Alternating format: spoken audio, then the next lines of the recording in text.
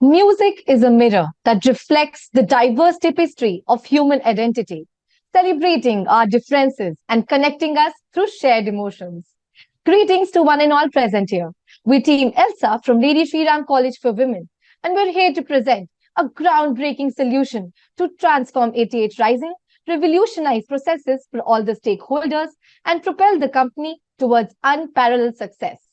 As a part of an analysis, we identified three key questions. One, should 88 Rising remain a niche player or diversify its music genre and audience? Second, how can 88 Rising remain competitive? And third, how can 88 Rising strike the right balance between control and scale? Our strategy, the perfect blend of creativity and futuristic vision, focuses on answering these questions by firstly retaining the community and expanding the genre, secondly, emphasizing on synchronization, and thirdly, introducing an in-house creative crew. Through this, we aim to increase the revenues, brand awareness, and finally increase the representation of Asian art in the global music industry, carrying forward the legacy of 88 Rising. With this, we're here to take you on a journey into the world of 88 Rising. Let's now delve into the core aspects that define the company's performance, growth, and overall impact in the market. Founded in 2015 in the USA, 88 Rising mainly deals with record labels, content creation, and marketing. It mainly focuses on Asian rap and targets the Asian and Asian American youth as its audience. As shown in the pie chart, most of its audience are from East Asia and then from the USA. As a team, we realized that in order to build a futuristic sustainable solution for 88 Rising, we need to understand the music industry better. Over the years, the industry has witnessed major breakthroughs like dominance of streaming and K-pop, rise of TikTok, and virtual concerts. Simultaneously, many players entered the three sectors of the music industry: recorded music, live music, and music publishing. And these players have increased 10 times since 2015. As the industry witnessed an increased supply of music with an influx of major players, the demand for music simultaneously increased, with Asia accounting for 49.6% of all global music sales in 2022. As evident from the graph given on the right, the estimated number of music event goers in Asian countries like Cambodia, Indonesia, and Malaysia, etc., first reduced around 2020 due to COVID restrictions, then amplified and are projected to increase more over the coming years. The leading artists were 17, Blackpink, and BTS, throwing light upon the increased popularity of Asian music and bands. So now, in order to understand the industry better at a global level, we looked at the current revenue division of the global music industry. The statistics were astounding. The recorded music industry currently has a revenue of $29.5 billion. The live music industry sold $2.2 billion through ticket sales in its top 10 tours. The music publishing industry earned $39.9 billion of revenues, 50% of which came from screening. Overall, the industry seems quite promising with an overall compound annual growth rate of 19%. Let us meet our primary customer persona, Amy Chen. We have understood her persona by focusing on the demographics, psychographics, and shopping behavior. Amy is an Asian American aged 25 who stays in Los Angeles, California. Her hobbies include attending live concerts, and her interest lies in Asian cultured hip-hop. She wishes to express herself through art and music and support Asian American talent due to lack of their representation. As a shopper, she is a moderate spender who regularly explores new releases and shops for artist merchandise while engaging with online communities. On the other hand, it's now time to meet our primary artist persona, Nikki Nova, who is an Asian and is a dynamic pop artist. She has a broad market appeal and believes in collective creativity. Her Asian heritage is showcased through her music and visuals. Now that we have a fair idea about the company, the industry, the revenues, and the stakeholder characteristics, we circle back to the three key questions, as we had mentioned in the executive summit. We will take a sequential approach to answer these questions respectively through our strategy. which Stuti will elaborate on. Thank you. So, we start with answering the very first question with a two-tier classification, that is, diversification with respect to our target audience and a genre. We first decide whether double it rising should diversify from its existing target audience, that is, Asian Americans, or move beyond to other ethnicities. To answer this, we employ a 6-parameter decision framework as well as a geographical demand mapping. We will dig deeper into this in the coming slides, but the decision we make here is to stick to our target audience. Now, within Asian Americans, we looked at the proportion of South Asians, Southeast Asians, and East Asians, and further categorized our target to East Asians to maximize our listener base. We then looked at the interest of East Asian Americans through various report findings as well as our own analysis on frequency of internet searches on Google Trends. So we realized that rap and pop are the most preferred genres, and thus our proposition here is to expand in terms of genre to include pop music as well. We can always expand our scope in terms of genres in the future. The first parameter we consider is the existing market size. That is whether the Asian rap music industry is big enough to sustain our growth. To review this, we looked at the Google Trends data for the search term Asian rap in the past 12 months and found the following result. This shows medium intensity for Asian rap, but we still expect a high enough percentage given that US is the largest music market. We also reviewed Double It Rising's global presence and reach through this metric of Google Trends. A very interesting result we found but couldn't visualize on the slide here was that at a state level in all these highlighted countries, the interest in Double It Rising was highly correlated with the areas which had high to medium population of Asian immigrants. So the inference we draw from this is that Double It Rising has a very good hold on its target market right now, and this also increases the risk of dilution of the brand. Back to decision framework, we rank this parameter thus medium owing to large community but a limiting genre. The next parameter we considered was opportunities or value add that we can do in case we diversify.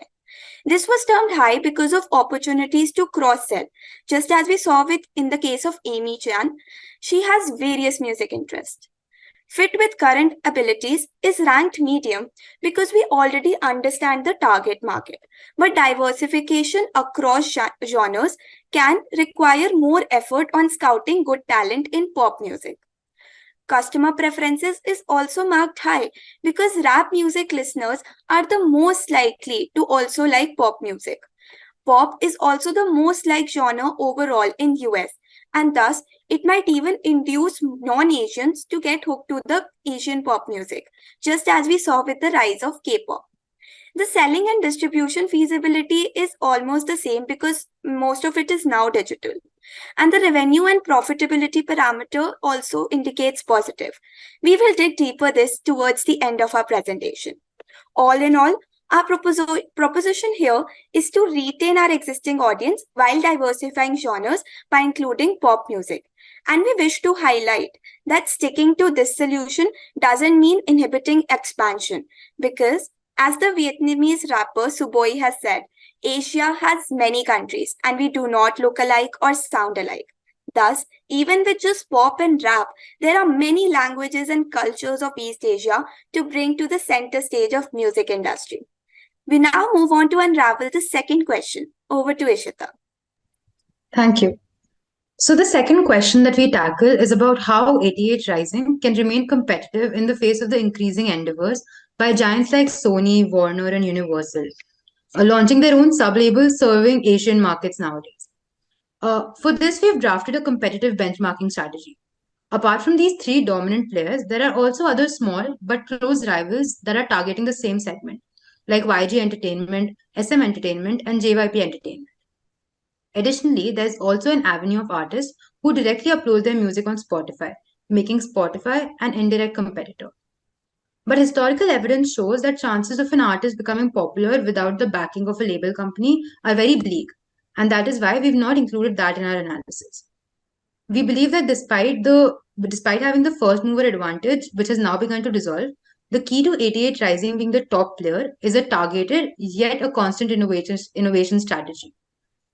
While these other companies might have high budgets, but 88 Rising can be at par by playing on its strengths. We focus on three factors which we see a clear potential in. The first one, while other companies market individual artists, we also market 88 Rising alongside. Second, brand collaborations. They form a core tenet of 88 Rising's business model. Thirdly, we have an eye for finding talent. 88 Rising is the bear for all its artists. We turn stones into diamonds. Thus, to further build upon these three USPs, we propose a multifaceted synchronization strategy. With the quality of artists on our platform, we see high potential to use their music across a variety of domains and platforms. Synchronization, meaning the use of recorded music for purposes like advertising, filming, gaming, etc., has seen a whopping 22.3% growth in the past year. The essence of synchronization is to discover new opportunities for our artists and connect them with their fans. The music remains at the heart of this, while the opportunities become a means for increasing revenue as well as increased marketing. Now, here we can have two target avenues, first being traditional and second being non traditional.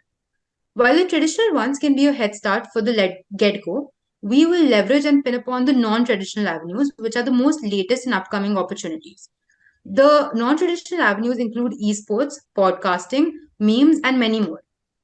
Next slide. Let us now understand the potential of synchronization by referring to our user Amy Chen. Amy Chen is a young girl who enjoys scrolling through reels and in her pastime.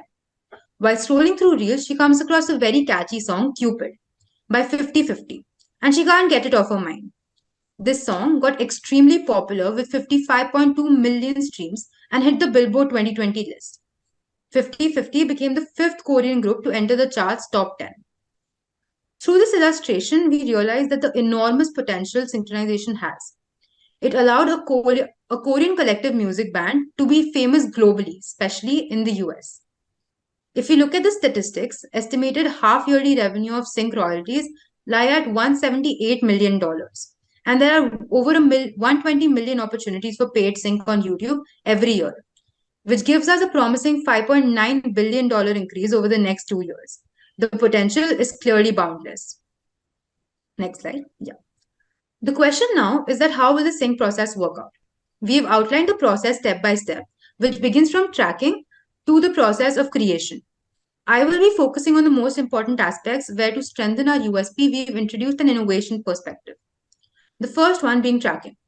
To better optimize the potential of this channel, we propose developing 88 Rising's own algorithm to search through market trends. The next one is selection. With a myriad of music production options in the market like 5-alarm, extreme music, etc., we would want to select our music library very consciously, keeping in mind the artist's vision. The next one is searching. For the ease of the music partner libraries, we would formulate an internal database where we categorize music on the basis of different themes. Lastly, the most important one, leveraging AI to its full potential by using technologies like AudioShake and other ones to have exponential growth and diversification in the market. Next slide. In order to stand strong amongst our competitors, we need to highly focus on marketing landscape. For this, we've proposed 4 key strategies. The first one being customized marketing, that is personalizing marketing campaigns for each artist. One example of this could be meme marketing, since meme have a very high viral coefficient. Second is UI and UX change to the website. We want a very strong call to action on the first page and an easy access to links and information that are consistent towards the branding of 88 Rising. On a broader level, 88 Rising must focus on 2 things. First being social media expansion, and second is community building. For social media expansion, the company needs to facilitate personal branding, Instagram and YouTube challenges like rap battles, and also capitalize on social commerce around each artist. The next one being community building. The company can create a meta community for artists like Nikki Nova. This helps us in increasing our reach by holding live concerts virtually and also benefits the consumers like Amy Chen, who can connect with different artists despite the physical constraints. We were also inspired by Coke Studio, which is an international music franchise and features several studio recorded music performances by established and emerging artists. This helps us promote musical talent and also create hype amongst the Gen Z. Stuti will take over from you. So, we now come to the third issue about striking the right balance between control and scale. This trade-off between centralized control and scale is inherent in all businesses. But the key problems we discovered in case of AA Rising were 1. A small team. Even in the competitor benchmarking, we see that AA Rising has the least number of employees among all competitors. Second problem stems from the first one, in that the small team performs multiple functions in-house. This can also be interpreted as having more generalists rather than specialists. Lastly, there is excessive reliance on the CEO's abilities and network, which can inhibit scaling. Thus, our proposed solution is two-pronged. 1. Outsource the non-core business activity functions, which are being done in-house. This will include non-client-facing functions like accounting, compliances, and all the other back-office tasks. Second, we propose creating an in-house creatives and talent management team.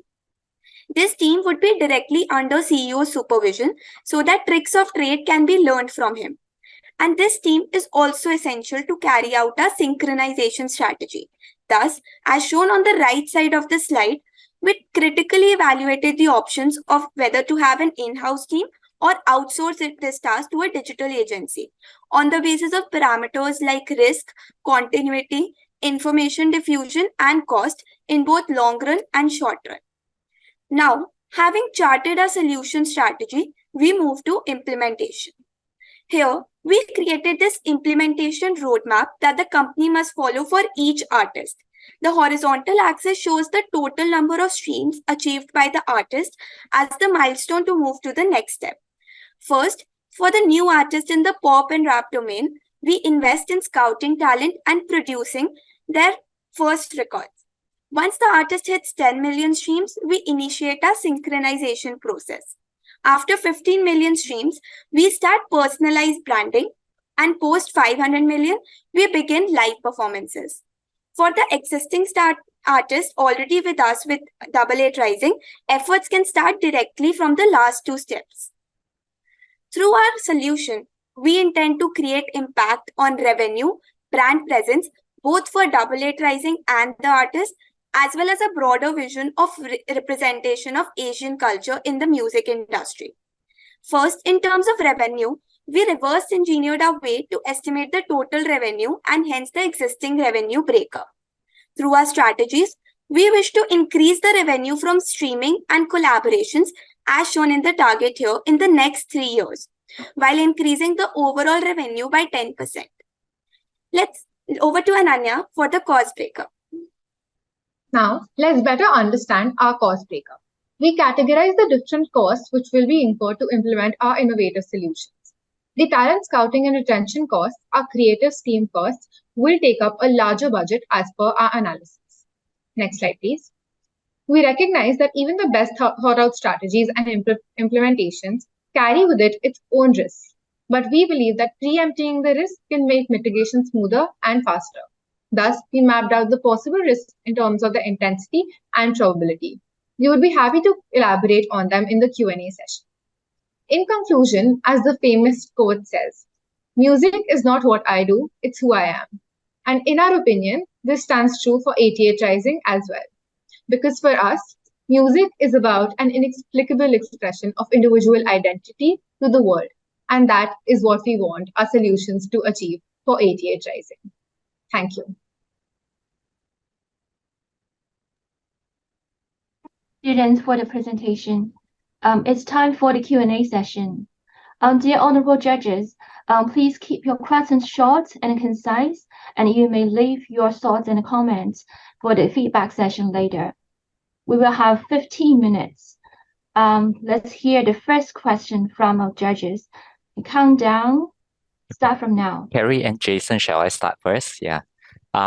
Thank you so much. Yeah, you did a wonderful presentation. I'll give you some, positive comment because I did like some of your things in the feedback session, but now is the question. You propose quite a lot of ideas whether it is social media expansion, marketing, website, digital, things like that. I probably I miss it. How would you prioritize it? Which one will you do it first? Which one will you do it in the medium term, and which one will you do it in the long term? I did see you talking about individual artists, but in terms of like the whole company as a whole, like all this initiative, whether to diversify audience using various marketing channel, what is your thought on this? What is short term, medium term, and long term?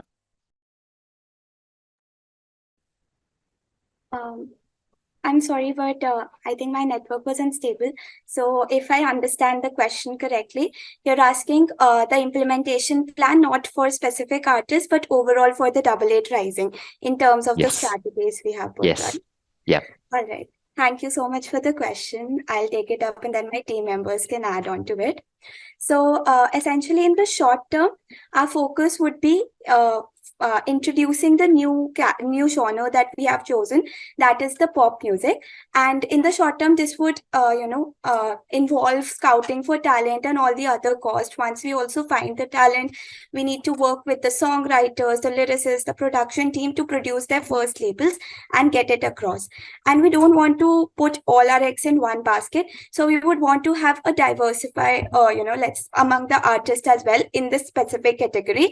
But short term will also include retaining the focus that we have on the rap music as of now and all the existing artists. So in the short term, essentially we would scout for talent in the pop music genre, as well as start the synchronization in the general process for the existing artist. In the medium term, we wish to strengthen on the synchronization strategy, both for existing and the new artists that we bring on board. And this would involve creation of the creatives team, which again we take up in the preparation phase in the first short-term part, as well as then focusing on brand collaborations, which are a very important source of revenue for Double Eight Rising as well. In the long run, we wish to have an impact on revenue, as we mentioned that we want to increase our revenue by 10% in the next 3 years.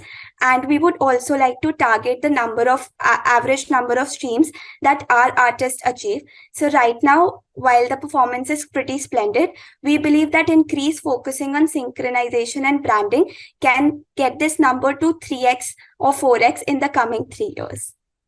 Just adding on to Stuti, as you had asked, how will we implementing the social media expansion as well. So as Stuti has mentioned as well, that we will be having a control and scale strategy, right? So in that sense, we will also be having a creative stream as well as a community building team, in which we will actually be going into customized marketing, UI, UX, and social media expansion throughout that process. So it will come under the medium-term phase.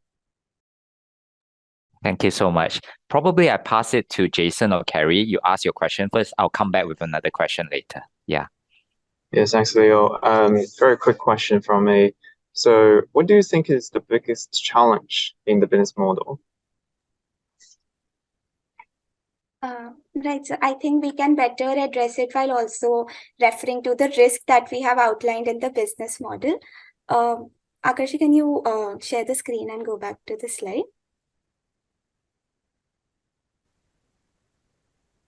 Ishita, would you like to take this up? Right. So the risk, basically, we've divided it into 4 sectors, right? It starts with a 2-grid model, pointing towards probability and intensity. So I'll first take you through the low intensity and the low probability risk, which is that the current PR team, which is also the things that we are focusing on, might not be very strong and is not very strong. But since you asked for the biggest problem in the model right now, let's talk about the high probability, high intensity risk.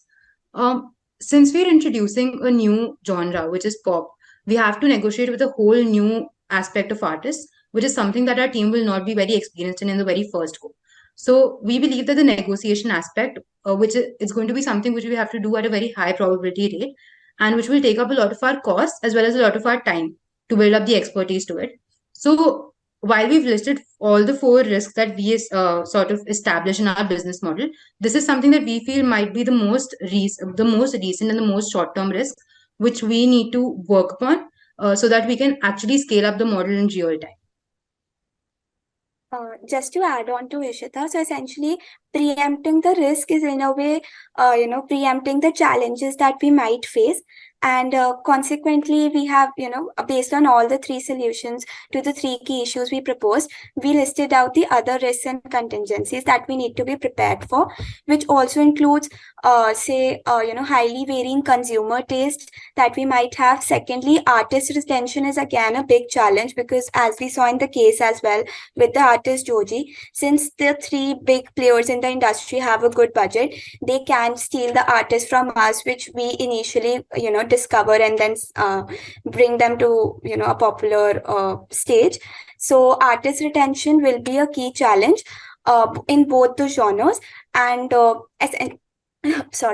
essentially our focus on the creative branding for them, as well as our talent management team, which can have very personal relations with the artist, are possibly two ways in which we can mitigate this particular risk. Adding to what Stuti said, so overall what we feel is that we will have a strong control over the users, but what we really need to focus upon is maintaining our relationship with the artist, negotiating with them, discussing with them, getting them on board. These are the aspects that we really need to focus upon, especially focusing on the artists. Yeah, thank you. Just to follow up, because very quickly is your strategy is a focused strategy. And you also mentioned the risk on the artist side. So another thing I want to bring to your attention is the trend could change very quickly in the music industry. So what's your thinking about how you make sure the company is sustainable? I think I'll just start and initiate this thing, after which my teammates can take up. So as mentioned, as part of the synchronization strategy itself, we will be establishing an internal algorithm started by 88 Rising, which is the first step that we would like to take to make sure that we are also in line with the trends that are happening in the market, so that before we need to actually change our strategy, we are aware of what is going on in the market and we're actually pre-prepared for that. That, of course, is going to be the first step. And then we've also mentioned that as one of the risks that we one of the risks that we sort of looked at. And we'll make sure that the creative scene that we build upon is something which is very dynamic, that is working on the go on the different strategies that can be very easily customized according to the upcoming trends. Okay, thanks. Just a small add-on to what Ishita said. I think we can really leverage AI and technology in here, considering that even with the simple Google Trends research, we were able to find out what are the main, genres of music which are popular among certain categories. And that is an open access resource. So with further sophisticated tools of technology and AI, we can be better at predicting what will strike out and what will stay in the music industry. Yeah, I think that's very interesting to know that. But I guess that when Jason said that the change in trend, probably you have already get certain artists already sign a contract of 3 years, but there is a change in trend in the middle. For example, I don't know, maybe in the second year it changed. So what would you do in this situation? You have already had this artist who is in pop music, but suddenly the trend changed. All right, so I'll speak from what my understanding from analyzing this case has been about the music industry.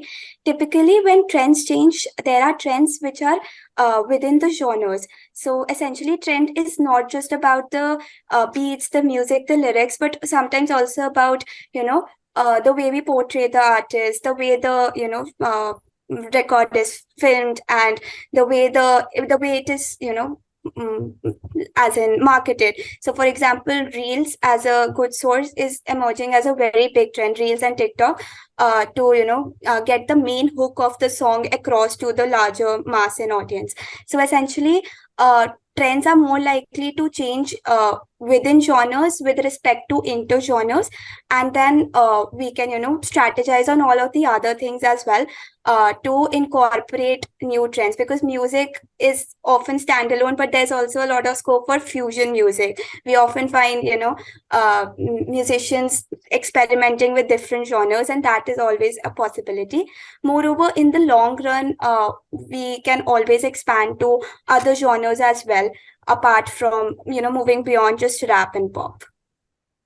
I think I agree with Stuti here. Just one small add-on is that we also have a specialized creative team just so that they can keep track of all of the trends which are ongoing in the industry, as well as the fact that even if the trends do change, pop culture, which is popular music, will remain steady. Maybe it's just that maybe the way they portray it, as Stuti has mentioned, might change, and we can keep track of that through our algorithm as well as a creative team. Okay, thank you. Terry, over to you. Thank you. I have a question around the marketing strategy. So the company has always been using the path where they brand as a company rather than individual labeled artists, and it has given them quite a lot of success. So in your suggestion, you're suggesting that they pivot towards customized marketing, focusing more on the individual. Just want to understand your thought process around some of the challenges that may bring to the company, and also how this shift in the branding strategy may impact the revenues and also some of the existing partnerships that the company already has. Thank you.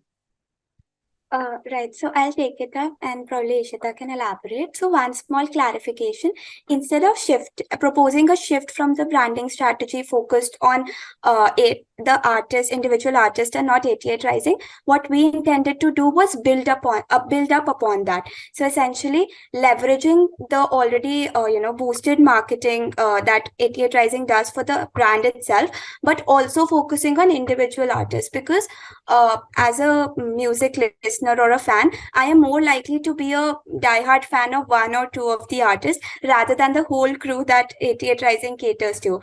And then, as we also characterize with our consumer persona, that is Amy Chen. She likes to buy the particular artist merch for which she is the fan of, right? So essentially, we want to build upon that, and then Ishita can take her. Right. So I'll just the whole motive behind us putting this personalized strategy aspect of it was that, as we mentioned, Blackpink is one of the most famous brands in this persona. And while we were looking at their marketing strategy, the one thing that gained a lot of success for them was that their particular artists were given a lot of personalized attention. They were made brand ambassadors for different luxury brands, which was sponsored totally by the company. And by analyzing that in a very deeper sense, what we realize is that if we do that for a select artist, firstly, that give the artists a lot of priority attention which they like, which gives them more brand loyalty, first. Second, we also notice that there is a much stronger brand image created for 88 Rising, because we are the ones who will initially be funding their partnerships and collaborations with these brands. But coming to the challenges that you were talking about, I think one of the major things would be firstly finding the right brands for these artists, because one thing that 88 Rising is very particular about is, as we also mentioned, immigrants were also mentioned in our case study, we noticed that the artist, the whole base of the artist is something that's very important for the company. So finding the right brands to collaborate for the personalized strategy with, that's one. Second, of course, is the financial aspect, because while we are having the shifting in the transition costs from a strategy which totally focuses on 88 Rising's marketing versus that of personalized, I think the transition cost is something that will be the first major challenge. And then, of course, personalization in respect to the artist is something that we might face in the short term. Just one small add-on, just as Ishita was talking about the finances, it might become a little more cost heavy in terms of customized marketing, because people will have to give undivided attention to one person, right? So in that sense, it might get a little bit more cost heavy, which can become a challenge. Okay, thanks. Last question from me. So I know you have 6 hours for all the analysis and solution. If you have more time, can I hear 10 seconds from each of you? What would you do more? Which area would you deep dive into more? I think personally for me, deep diving in terms of the revenue and cost breakup as well as the projections would be one go-to. We felt that due to paucity of time, we couldn't really get to it, and we only reversed engineer till the point we could decide upon the breakdown. And of course, maintaining a sustainable and a more targeted revenue, as Stuti mentioned. Right. And I think one more thing that I would personally like to explore is just the intersection of marketing and AI. And I think that can have a lot of potential, but because of the paucity of time, again, we could not deep dive into it. And as discussed earlier, we believe that the biggest challenge would be revolving around artists. So focusing more on the avenues related to artists, scouting, the various steps and targeted steps that we can take. We would definitely love to focus on that. Great. Thank you, everyone. That's the end of the Q&A session.